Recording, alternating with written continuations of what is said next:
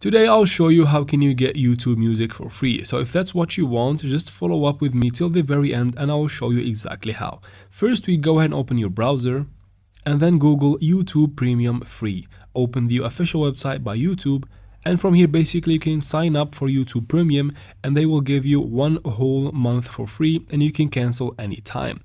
That is for like 30 euros, about $12.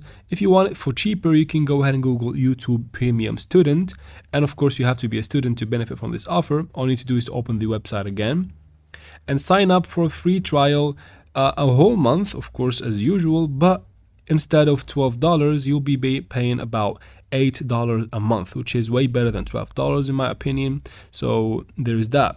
Of course, you can still get a better offer, so you just go ahead and Google YouTube Premium 3 months. From here, as it says, you will get 3 months for free, 3 months of trial, and you can cancel anytime. Again, this offer is not available worldwide, but you can go ahead and check it out. And that is it for this video, guys. If it was helpful, please like and comment down below. Don't forget to subscribe for future videos like this one, and thank you very much for watching.